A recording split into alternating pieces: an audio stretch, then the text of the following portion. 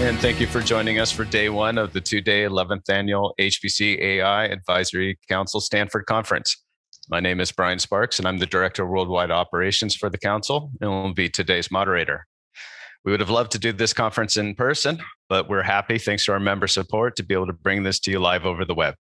During these times, we hope everyone continues to be safe and remain healthy. We have a robust agenda for the next 3 hours with great topics and speakers. I encourage everyone to ask questions via the chat window, and our presenters will try to answer them after their presentation. This webinar is being recorded, and the sessions and the slides will be available on the Council's conference website over the coming days. I'd also like to thank our media partners, Gabriel Consulting, HPC Wire, Inside HPC, Intersect 360, The Next Platform, and Scientific Computing World for their ongoing coverage of the Council's worldwide conferences and activities. With that, let me introduce you to Steve Jones, Director of the Stanford High Performance Computing Center at Stanford University, to kick off the conference. Hi, Brian. Thanks a lot. I'd like to thank everyone for attending as well. I believe this is now our 14th year of offering the HPC Advisory Council Conference in partnership with the council at Stanford. It's led to a lot of meaningful partnerships for us, and we look forward to continued success. So I'm also looking forward to a lot of the sessions today, and you can chat me if you have any questions about Stanford or any comments on any of the sessions. So thanks, Brian. Great. Thank you, Steve. So before we begin, let me just give you a few words about the council. Founded in 2008, see if I can advance my slides.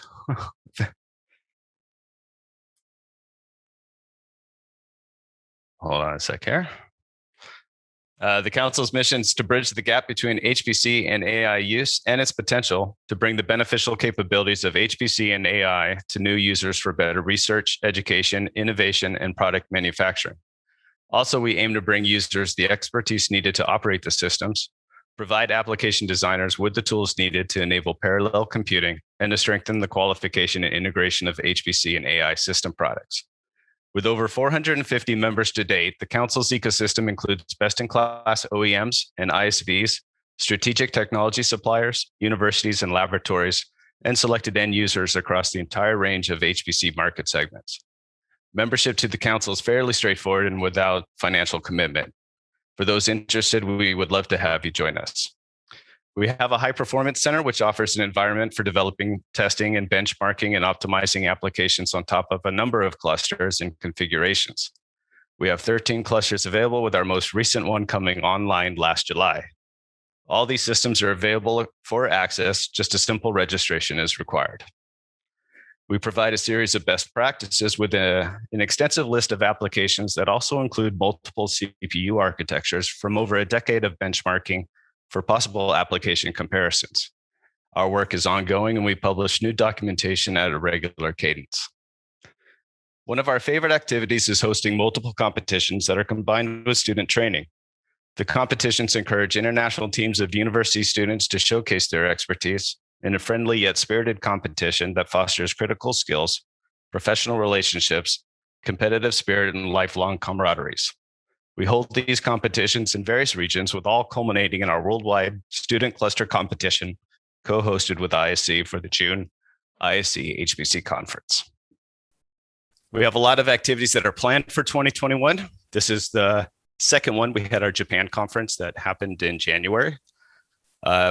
We have worldwide conferences that are taking place in the UK, Australia, and in China later this year. If you'd like to become a member, please send us an email to info@hpcadvisorycouncil.com.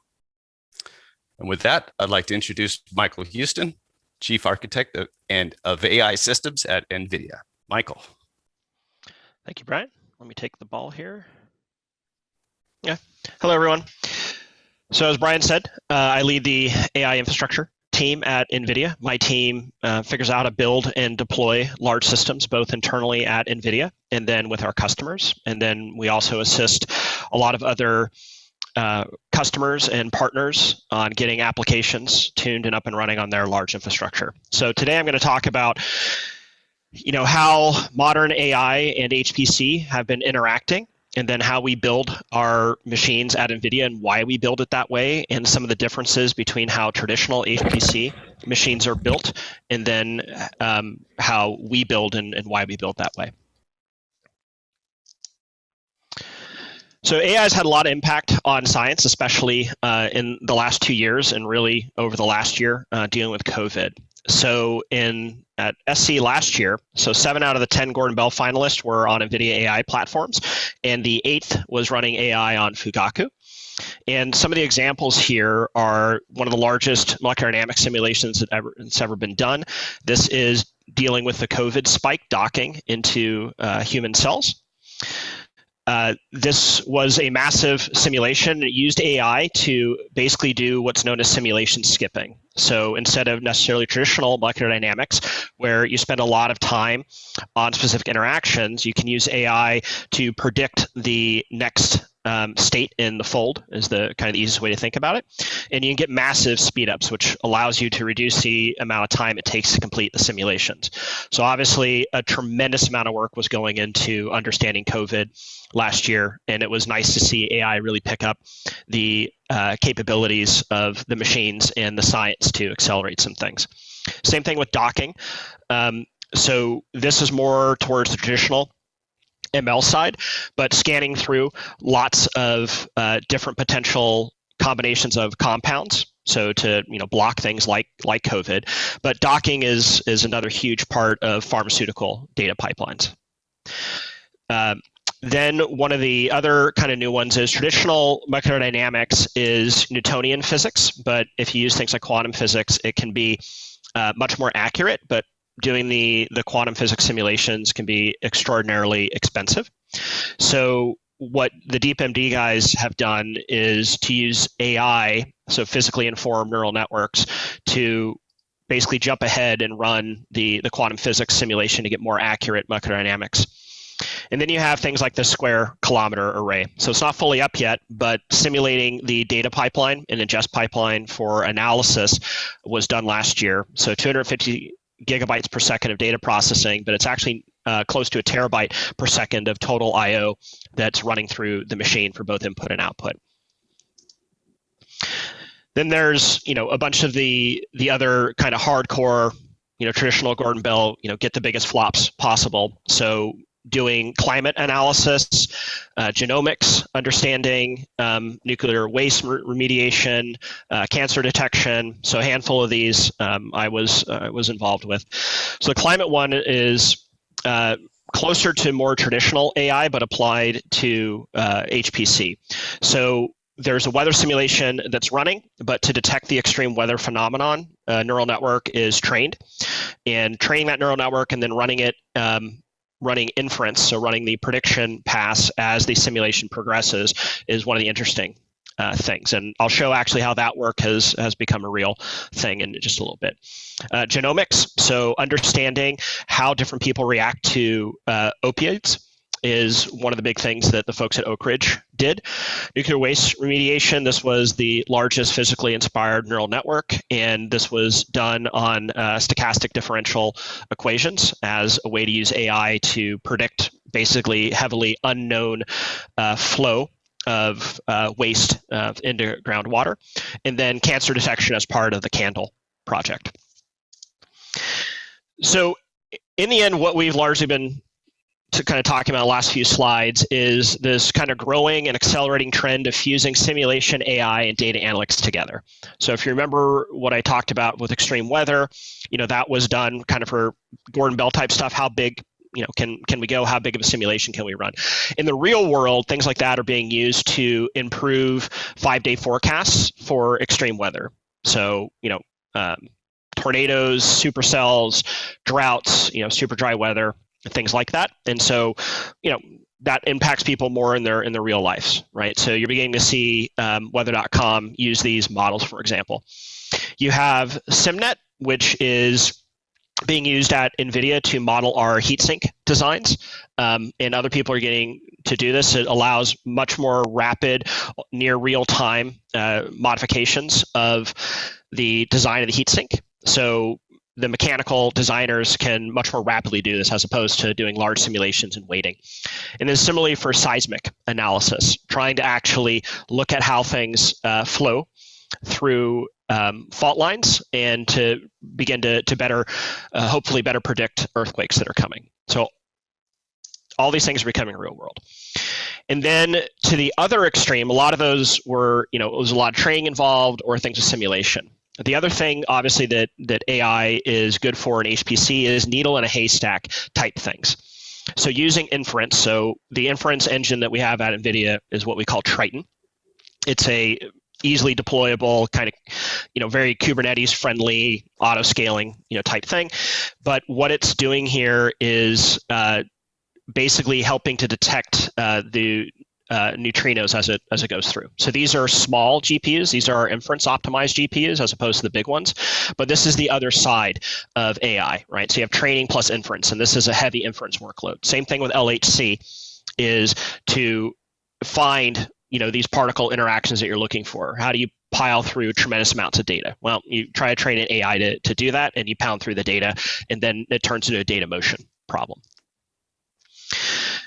So again, it's not just these big supercomputers, it's also appliances. So some of the genomics firms are attaching AI-enabled appliances into their cell arrays for analysis directly to do some pre-processing.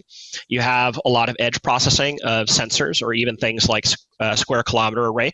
You have to do a lot of processing in the array before it comes in. And then you do your big iron training or your big iron analysis with traditional supercomputing. And all this, as it turns out, is going to push the limits of I/O. If you think about it, fundamentally, AI is a data-driven problem. So very quickly, it matters the amount of I/O capabilities that you build in a machine. And HPC for a long time has concentrated on, I/O for things like checkpoints, but not necessarily for tremendous amounts of data flow through the machine. And those are some of the big things that are changing. So for example, you see supercomputers now gaining NVMEs and high performance NVMEs within the nodes to help buffer the data, as well as continued pushes into file systems, including non-traditional HPC file systems like object stores to deal with the sheer data volumes and data rates that are required. So the access between traditional HPC and AI HPC is beginning to shift. So a lot of the modern chips, so things that we build, things that AMD, Intel build, obviously machines like Fugaku, are putting a lot down to begin accelerating AI. It is, frankly, a little bit easier, silicon-wise, to increase the amount of performance for AI operations because you can generally do them with lower bit precisions, so 16-bit floating point for training, and for inference, 8-bit, 4-bit, and in some cases even 1-bit for inference. But 8-bit integer is still what we see as the most common. But as you see, as things ramp up, is HPL performance over the years is ramping, but it's a little bit slower than the trajectory of AI, purpose-built kind of AI machines. So one of the questions is how do we merge these things so that you can combine your traditional HPC simulation with the benefits of AI. And so a lot of the machines that are being built by us and by others go after this. But this has been the primary focus for the last few years for NVIDIA, is how to build chips that are very good at both 64-bit traditional HPC stuff, as well as 32-bit, 16-bit, 8-bit, 4-bit, and 1-bit arithmetic. So here's a kind of a beauty shot of the COVID spike protein. So the whole kind of world changed when into COVID, and that also began to include what we were using machines for, and then even the machines we were building at NVIDIA, how we were building and how rapidly we were trying to get the machines online, both to improve simulation, but also changing how we do things in order to actually build and operate machines under COVID restrictions. So pharma is a huge industry.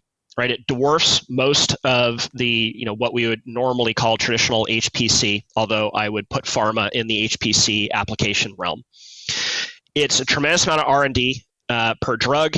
Generally, the pipelines to do these things are, too long for things like COVID or pandemics. So 12 and a half years of development for most pharmaceuticals, and most things are going to fail. Okay, most compounds, ideas they come up with do not pass. Thankfully, with COVID, we've been very lucky that we have multiple therapeutics and multiple vaccines that are effective.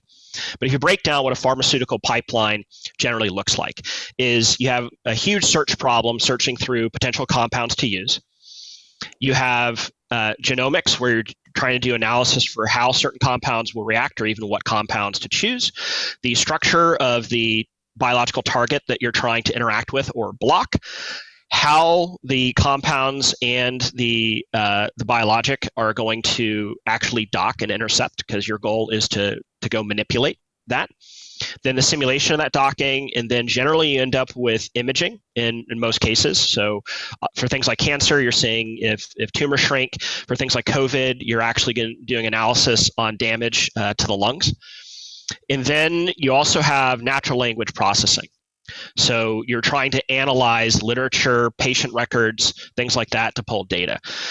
NLP is sort of all the rage. If you've heard about things like GPT, GPT-3, Transformer, Megatron, BERT, these are all kind of the big iron workloads for NLP. And so, in the non-HPC space, people use these things to improve your search results, or to improve speech recognition, or to generate text.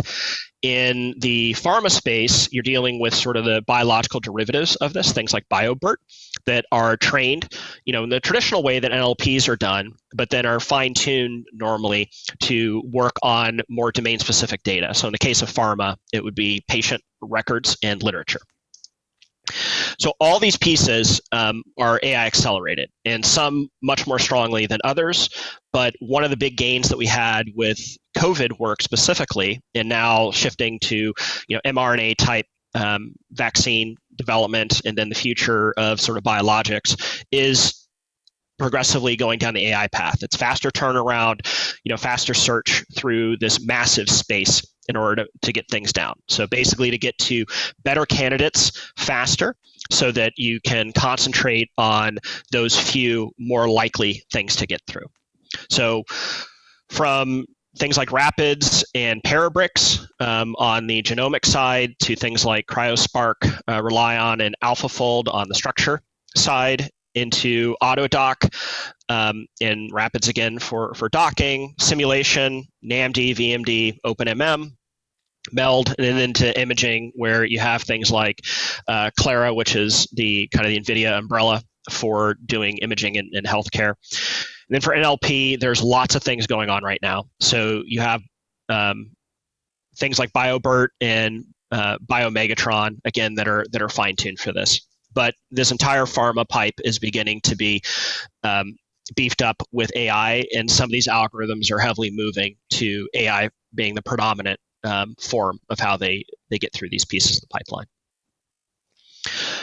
So unsurprisingly, and you all have seen slides like this, but the data models and the total model size have been exploding quite significantly. On the AI side, the size of the models that we're dealing with are on just one heck of a trend for how big they are. So GPT-3 being 175 billion parameters, and there's people like OpenAI, and DeepMind, and NVIDIA with some of our larger Megatron work that are beginning to talk about trillion parameter models. These are things that take supercomputers size things in order to do the first line training. Thankfully, once you do the first line training, you can turn around very rapidly in fine tuning for a domain specific thing. Same thing with the size of data. The number of sensors that we have is off the charts. If you look at just autonomous vehicles, you get petabytes of data per day off of an autonomous vehicles fleet that you need to analyze and filter and retrain in order to improve the model for the next day or the next week or the next month. So all this is coming at us. So what that means is, it's back to what I mentioned earlier, is it gets down to fairly extreme I/O. So we've been doing a bunch of work at NVIDIA, and other people have as well, on getting the best that you can out of the I/O systems. So how do you get data as rapidly as you can between processors? So in our case, it's between the CPUs and the GPUs, as well as the GPUs and the network cards. So GPU Direct RDMA is our technology for that. We also found that we have to be able to stream data incredibly quickly. and that the CPU and the operating system can get in the way. So we're also now able to have the GPU directly touch storage in a heavily an OS bypass realm. So we get maximum performance. With the acquisition of Mellanox was working on offloading a bunch of computation into the network. So in the current HDR generation, there's technology called Sharp, which I'll talk more about, but it does reduction offload. And all reduce and things like that are the primary workhorse algorithmically in AI simulations and training. So offloading that increases performance, pretty tremendously. So we have a whole stack that integrates all of this, and that stack is very complex. And that's one of the things everybody's fighting through is how to deliver that stack. And I'll talk about how we deliver that stack and operate our clusters. So examples of impact on I/O that it seems sort of obvious after the fact when you do it, but it's interesting how much impact it can have. So compared to traditional MPI versus the collectives library that we built at NVIDIA, you can get 1.5x speed up in VASP just with better behavior of how you're moving I/O through the system. When the work was done for NERSC for climate codes, instead of using traditional NumPy, actually using hybrid techniques, something we call DALI, to offload how you deal with processing the images can have a significant impact. And then it gets even more significant when you add GPU direct storage. That's what the GDS acronym is. You get to a 3x gain over traditional NumPy. And this is all just about moving I/O. And then the same thing with work that we've done with Pavilion on basically streaming data as rapidly as we can into machines. So the reason I bring, again, I/O up is on the AI side, almost every customer and every algorithm we deal with starts off by being input limited. Now, that can be processing input. So, you have bad Python code that hasn't been parallelized. So things like DALI help with that as parallelizing and optimizing your input pipeline. But it also just could be their disk systems fall over. They weren't designed for the types of bandwidths that are really required to do kind of these big iron AI type jobs. So let me switch gears with that background and talk about what we've built and why we built what we've built at NVIDIA. So we've been building Superpods now for a while. The machine that's behind me and the machine that you see here is our Selene machine. So it's the number 5 on top 500, number 5 on green 500. But if you take a single scalable unit, it's number 1 on green 500. Number 4 HPCG, number 3 HPLAI, and number 1 on MLPerf for a machine that you can actually buy and generally run on. Now, it's not just to show off on stats, it's to point out sort of the balance here is, it can be fairly easy to build a good HPL machine, but it can be hard for that machine to also be efficient and do well on HPCG and do well on things like HPLAI and do well on MLPerf. So a lot of this is about balance. And as you see, as I go through the slides, you'll see a lot of this is about I/O and connectivity and how the machine is built, okay? And there's other machines that replicate sort of what we've done. So it's a big machine overall, and the other interesting thing about this is you'll notice people ask all the time, why is it spaced out like this? Why isn't it more dense? This is designed to go in a standard data center. And this is a standard data center, although with some modifications around cooling. So we're forcing ourselves to limit to 28 kilowatt racks so we can deploy in any leasable data center on the planet. And that allows us to be very rapid in our deployment. So this is actually our 4th generation of our internal infrastructure, and our 2nd generation Superpod as a product. And we've learned a lot about how to build these things and how to deploy in practice with both internally and then with various customers. So speed and feed matching, thermal and power design, interconnect designs.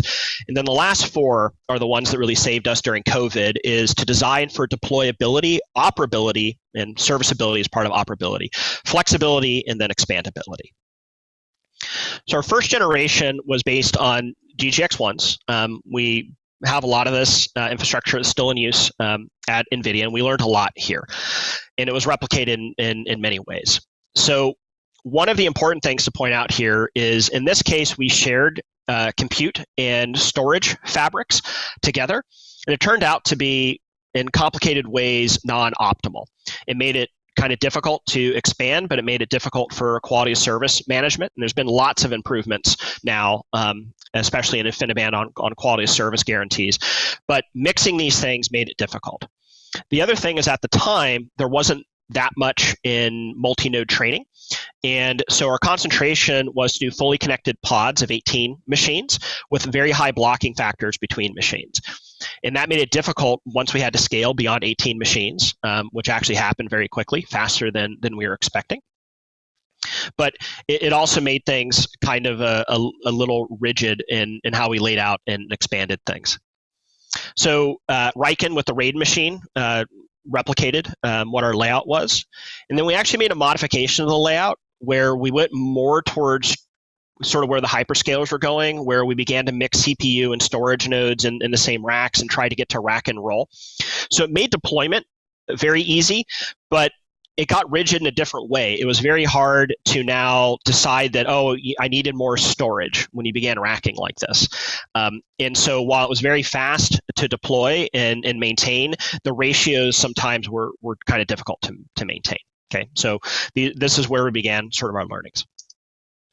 Our DGX2 Superpod, so this was, so we, on Top 500, we had the first generation Superpods, and they're still on Top 500. The DGX2 Superpods are still on Top 500. It's a top 30 machine.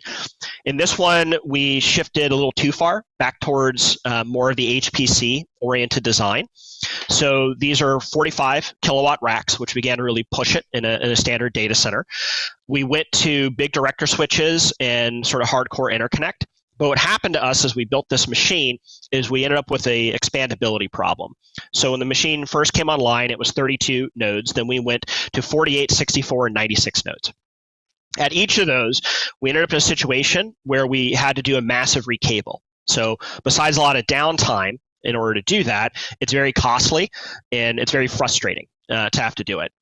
The big change came as we went from 64 to 96 because we had to now go to 2 big director switches for the compute planes.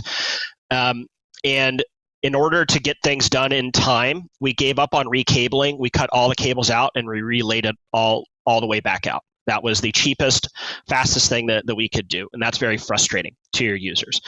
And the learning here is that unlike a lot of traditional supercomputers that it's like built once and it just stands, that we end up in a situation where you're inevitably going to have to expand the size and capabilities of your machine, and or you have to bring up fast and give access to parts of the machine as you build out. And so how do you do that and how do you survive that setup?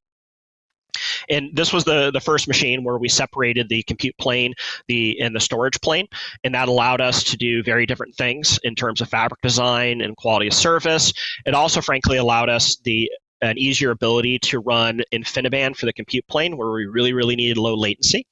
And then we had multiple customers deploy Ethernet for their storage plane. And it's another good reason to separate those technologies. So the previous design was a rear-chilled door, and that was sort of painful to deal with and to get all the balancing correct for that. And so we wanted to sort of simplify a whole bunch about how we deployed. So we changed the structure of how we laid out racks, and we moved to a cold aisle containment solution, and then we got very hardcore into modular design so we could do incremental layout and deployment. So pardon the pun, but the cool thing about cold aisle containment is that a lot of your thermal issues go away in a very easy way. So all the machines see cold air first, and so you avoid your temperature differentials between the bottom of the rack and the top of rack without having to go to something like liquid. So using this in a standard data center, our machines see very cold air. It's very easy to keep 22C inlet temperatures, which allows maximum clock boosting, and we have very little thermal differential between the top and bottoms of our rack in this design. It's also positive pressure here. And for people curious about how we deal with fire containment and things like that, that top panel is designed to melt at relatively low temperatures, and there's sprinklers above that. The other subtlety to that design is if you, God forbid, have a fire in your data center, instead of everybody sucking the water in the water comes in to this, and only these machines are going to be impacted, right? Because everybody sees sees air coming through the plenums, and so they can't suck in liquid if you have liquid that needs to go off for fire suppression. All right, our DGX A100, I didn't get into the details of the other one, but just to kind of show what we built is these are very heavy nodes in terms of raw capabilities. So there's 8 NVIDIA A100s. That's our latest GPU. When we initially deployed the machine, there were 40 gigs each. The final upgrade deployment is actually 80 gig machines. They're dual ROMs. They're the highest, second highest end ROM now. There's an H SKU ROM, but the 7742. So 64 cores per socket, so 128 cores total. 1 terabyte of memory in the standard config, and it can be upgraded to 2 terabytes of memory in the 80 gig config, ships with 2 terabytes of memory. 8 single port ConnectX-6s that sit on the compute fabric, and 1 or 2, and we run 2 in Selene, dual port ConnectX-6s on the storage fabric, and those do double duty for storage and user management. And 1 port is an Ethernet and 1 port is an IB on those guys. We run standard operating systems. So this runs Ubuntu is what we chose. People ask why we chose Ubuntu. Ubuntu tends to be ahead when it gets to running DL packages. And that makes it a little bit easier for our customers to get up and running more rapidly with deep learning. Okay. From an internal I/O layout, and this gets into carefully how we balance things to put the right I/O on the right places. So the storage plane NICs are actually on the CPU side of this tree. And then under the CPUs, we have a PCIe switch tree. Each root port of the CPU goes to a switch. That switch has 2 NVMEs, 2 ConnectX-6s, and 2 GPUs. This allows the lowest latency for the GPUs to talk directly to the NICs or directly to the NVMEs. And given that most of the I/O is on the GPU side, you want the lowest latencies to be on the GPU side. So the compute plane is all of those NICs on those PCIe switches, and the storage plane is the top of this one. At the bottom, we have NV switch. So all our GPUs can talk over NVLink, which is a very high-speed proprietary protocol. So 350 gigabytes per second per GPU pair, or 700 gigabytes per second bidirectional. So very fast communication. NVLink is also a memory fabric, not a network fabric. So you can actually load store atomics across GPUs on this fabric. And the easy way to think about it is it makes the GPUs look like one giant GPU. It's sort of like an SMP in terms of GPUs when you run this way. So modularity was sort of key here. And this is how Selene was laid out. And we have customers, depending on what their total thermal and power budget limits per rack are, can deviate from this. So we support 1, 2, 3, 4, and 5 machines in a rack. Theoretically, we can go to 6 or even 8 in a rack, depending on the customer. But the reason that it most commonly is a 2, 4, and 5 is the Mellanox HDR switches are radix 20. And so because of how we want to wire for maximum performance, which I'll get to in a couple of slides, it means is that our fundamental building blocks is 20 machines at a time. It also turns out that 20 machines is very healthy because that's about a 2 petaflop machine in HPL.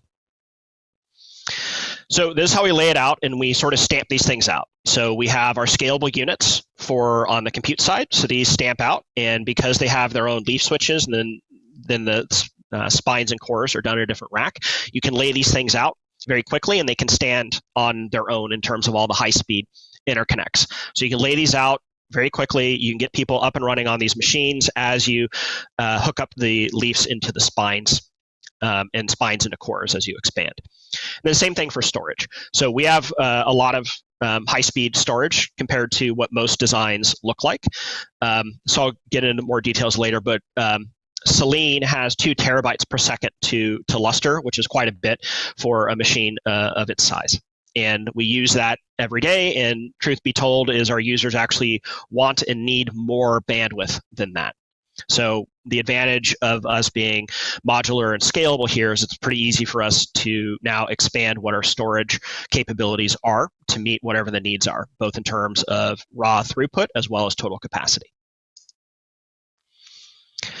So the bigger building block and what we fundamentally call a superpod is some number of these scalable units. So you can go to a 2-level fabric up to 80 machines cleanly, so 4 scalable units, and then as soon as you go above that, you go to a 3-level tree, which is shown here. So leaf, spine, and then we run distributed core. And all the distributed core means is for expandability, we think through and plan out very carefully on where to put the core switches so that we minimize cable lengths as you expand out into the rest of your data center, assuming that you're going to continue to expand.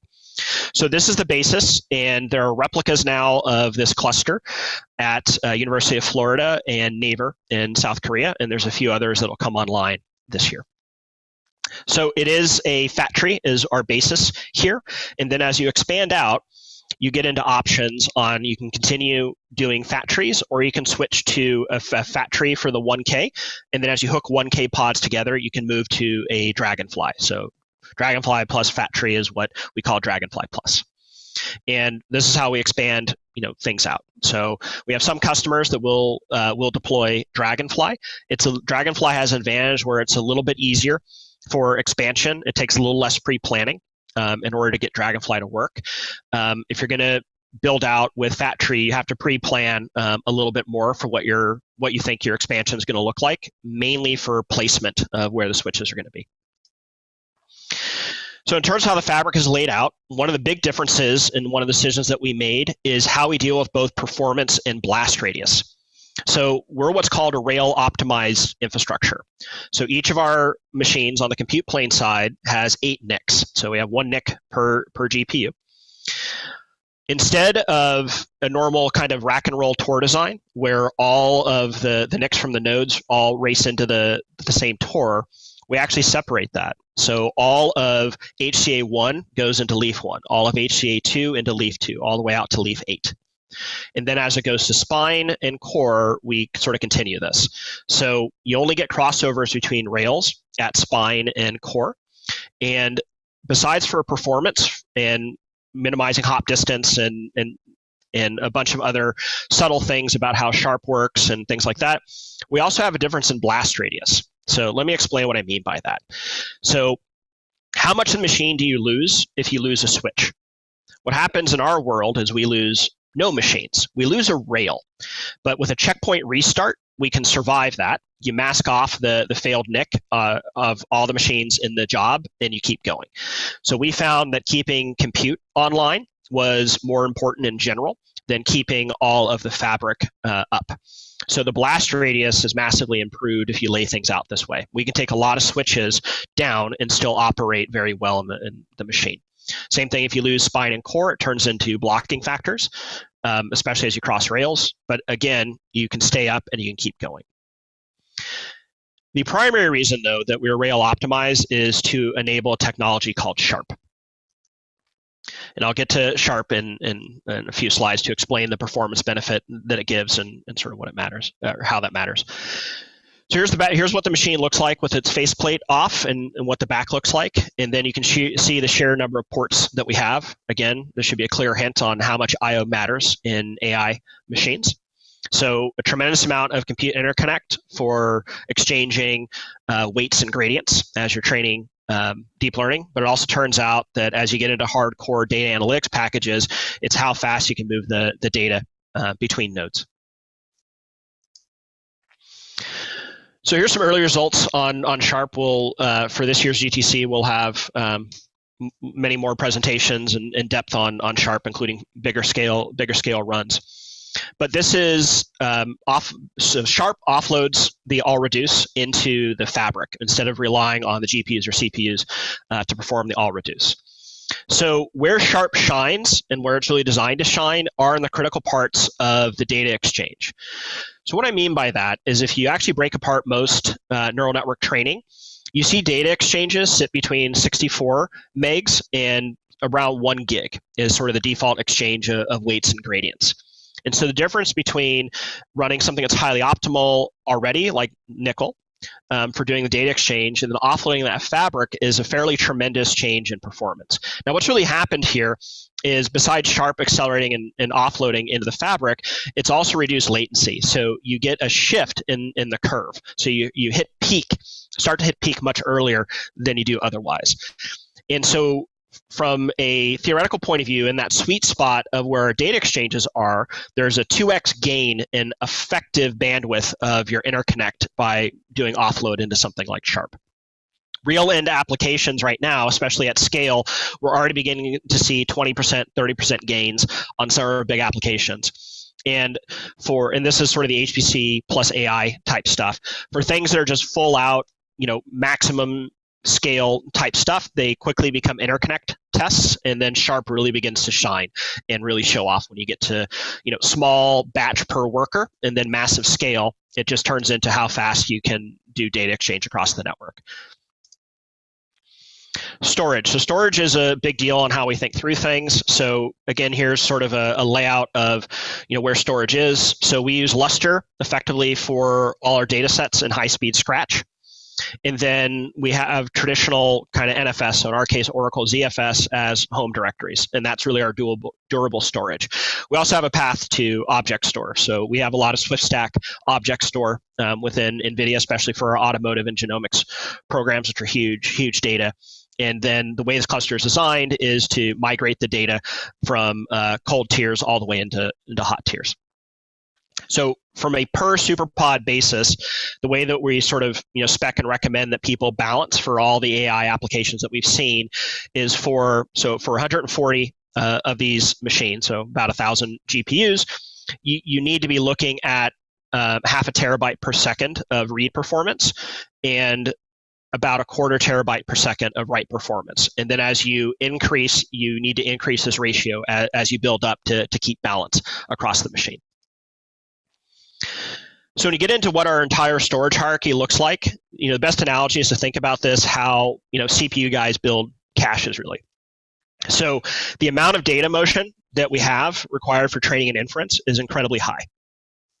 So if you break it down, you think about using your main memory predominantly as your in-memory file or data cache.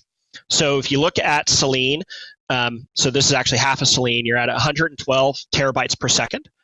Okay.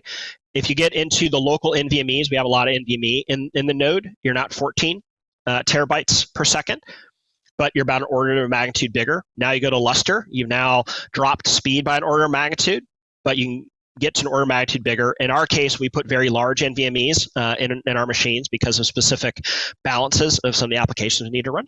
And then you go to object store. So if you look at this, you're basically, as you get closer to the into the node, you increase an order of magnitude in I/O capability.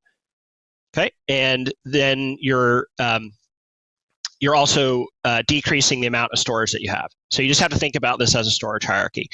Now, things like Lustre from DDN, they can tier to object store and they support caching. It used to be called persistent client cache. I think they have a new name for it now, but it's transparent caching for things. So you teach your job scheduler a little bit about how to place things, and then you can get maximal I/O without as many cold misses. If you think about the cost of your machine when running, if you have a job that's going to take an hour to go pull its data, you're going to be very sad about what your cost is to effectively start that job, right? How long you're idling things. So you really want the storage hierarchy and the ability to begin caching things through and placing things.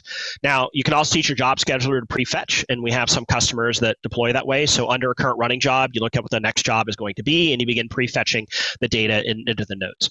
Again, another good reason to separate compute and storage plane is we can have full bandwidth on the storage plane while running compute.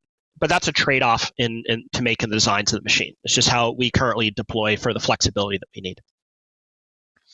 Let's talk about software.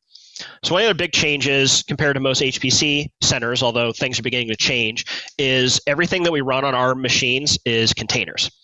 So we use containers not for some of the security mechanisms, although that's important and we rely on that as well. It's mainly to effectively give an app store.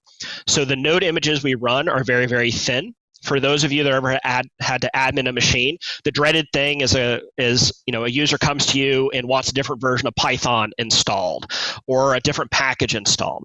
The advantage of containers, that's the user's problem, and it's just in their container, and that container can run on all the infrastructure. So at NVIDIA, the same containers run everywhere. And these are the same containers that we make public. So as part of our NGC store, we have all these containers for free, and you can just pull them from our container registry.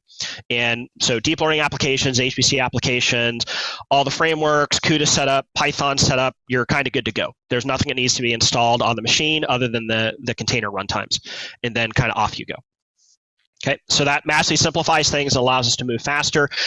It's also useful for those that are also helping users debug things, and they say, you broke something, something's wrong. A container now represents a built hashed thing. So you can repull that container, rerun it, and see if it still runs the same. And so as you go through machine maintenance and upgrades and things like that, it's a very nice way, again, to make sure that things are consistent. It saves so much time. I really recommend that people take serious looks at running containers and supporting that on your infrastructure. It saves so much pain. The software stack that we run on Selene is, so we run Slurm, fairly traditional HPC scheduler, but we've enhanced it to better run containers. So we have a container runtime. It's very lightweight, that doesn't require any privileges to run. It runs as user. That's called en route, and it relies on modern namespace enforcement and sandboxing in the Linux kernel. We have Pixis, which is the plugin for Slurm that allows you to launch a Slurm job and have it kick over and launch the container and run things in the container. And then we have a way to deploy. And so it's all this is open source, by the way, but the deployment mechanism is what we call DPops. And you'll hear about some things that we'll talk about at GTC that'll make it even easier for customers to begin deploying all this stuff. The other subtlety is that we do so much of our work with people never actually knowing that Slurm runs on the cluster. A lot of our users never even interact with Slurm. So what we've done is we do supercomputer scale continuous integration. So GitLab and GitHub now, if you have that inside your firewall, can now be set up with runners that can easily kick jobs off. So the vast majority of the work that we do and the experiments that our users run are actually kicked off in GitLab. So again, you get the convenience of everything you get in Git, from tracking changes and experiments and all that kind of stuff, that allows you to really easily track all this stuff. It also makes it trivial to replay, right? So if you need to rerun an experiment, you know exactly what was pulled in to do that, from literally the code that was run and the environment that it was run, as well as the data it was run. And then there's all these nice GUI tools that you can get all this information back about how things work. So it's subtle, but it's extremely powerful when you begin hooking all these things up for how you operate. And so again, another sort of large change to things. So there's a lot of other material. I kind of went through this, pretty quick on, what we built and how we built it. There's tons of material that you can get online. All this you should be able to get to without any extra login credentials. And it will go through much more details about our stacks. If you have more curiosity about the chip or the machine, or even more details on Selene and Superpods, we have all of it there. There's a good presentation on Pixis and en route if you want more about how to think about running containers in an HPC environment. And en route is what we run. The new version of Singularity have a lot of the similar fundamental ideas, but may or may not be a better match to what you want to run. But again, very similarly, you can run Slurm, plus a container handoff into something like Singularity. But Pixis and en route is what we run inside NVIDIA on our big infrastructure, and what a lot of our customers now run. So with that, I'm happy to take questions. Let me see if I can bring up the Q&A here. Okay, so one of the questions, given that NVIDIA GPUs have NVLink, how much do you think there will be a benefit going from PCIe Gen 4 to Gen 5? Okay, so the NVLink allows us to talk between the GPUs generally. Now with PowerPC on things like Summit and Sierra, the CPUs and the GPUs are NVLink connected, but that's very specific to the power design. For x86, PCIe is the general path to talk to things. And we do have applications where Gen 4 is not enough. We really wish that Gen 5 was here. So Gen 5 is going to have an impact on some applications. We see it more on the traditional kind of ML side in some HPC applications that have a lot more data motion between the CPU and the GPU. But I am very much looking forward to Gen 5. Hopefully that ecosystem will execute very quickly. The other question was, so on slide 28, when you talk about Rails, what are Rails? So what I meant by Rails is that we separate kind of the design of the NIC fabric. So all of HCA1 will talk to HCA1 on all the other nodes. And so everything is optimized and aligned in the network for that. And that's what we mean by Rails. And it's kind of a legacy term. When you put multiple NICs like this in a machine, Mellanox and other people used to refer to this as a multi-rail machine. And so rail optimized means is that we're optimizing communication along those rails as it goes through the system. Okay, if you have other questions, put them in the chat. All right, here's a good one. Yeah, Michael. Yeah, we have one in chat, but before you go Sure. to answer this one is asking if you can show your resource slide again. So that way they can look at that while you answer your next one. Sure enough. Okay, so let me show that slide. Okay, so how do you see CXL as the interconnect between GPUs and CPUs?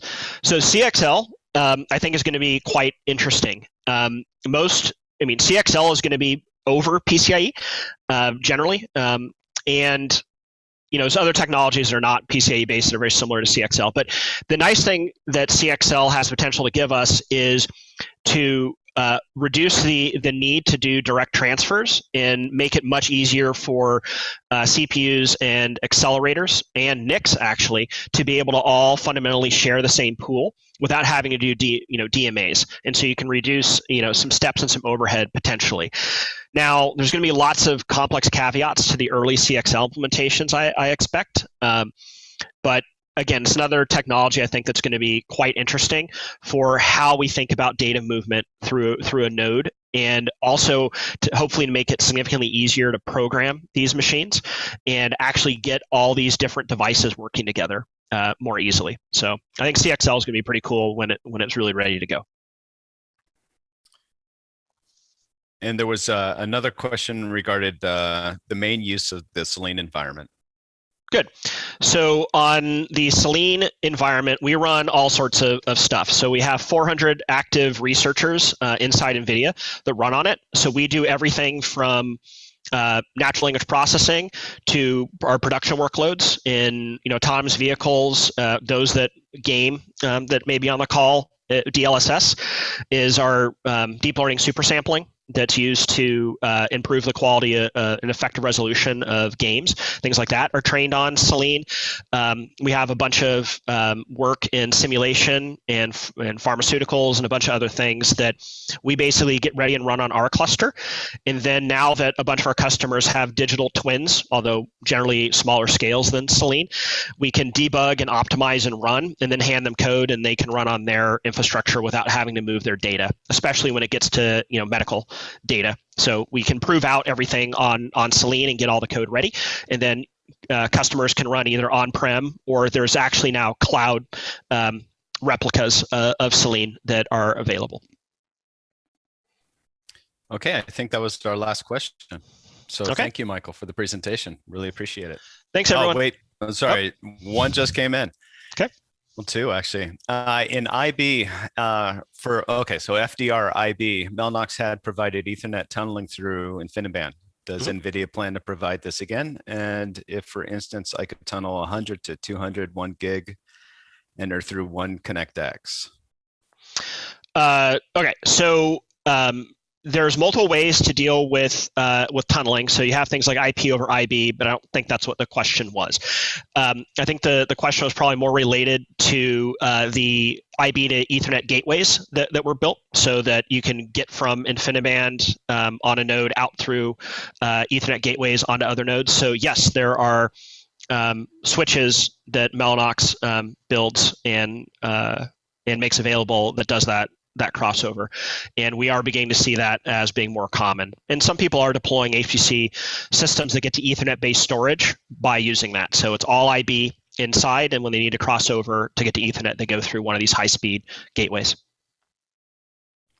Okay, and then the second one is, what is your experience on portability with data containers and structures? So the Docker-based containers are highly portable, and those work. Now, when it gets down to data structure portability, this is always a bit of a mess. Now that we're not fighting Indianness issues as much in the world, this has gotten a lot easier. But I have a hunch that the person was asking more about the portability of containers. So the reason that we build containers and test containers and supply environments and do all this work with container runtimes is so those containers will run on just about anything. And those containers run on all the OEM systems that you can buy. All the supercomputers, we use the same containers on x86-based supercomputers as we do on Selene. Now on Summit and Sierra, people generally aren't running containers, and you'd have to port to PowerPC, or if they're on an ARM-based cluster, you'd have to port to ARM. But the container runtimes work there, but you would have to have an ARM-based container or a Power-based container. They're not multi-architecture. In terms of cloud stuff, I think that was the question that popped up. For the very high-speed InfiniBand connected clusters. So Microsoft Azure has things that are designed in using very similar methodology to Selene. And so you can contact the Azure folks for that. And then Amazon has A100s that are available with 400 gigabit between nodes. I have 1.6 terabit between nodes, as does Azure. But you have some options there, depending on what your needs are, and fundamentally, honestly, where your data is. Generally, if your data is already with a cloud provider, you're probably going to be running with that cloud provider. Okay, I think that's all the questions. Okay, thanks so much, everyone. Michael.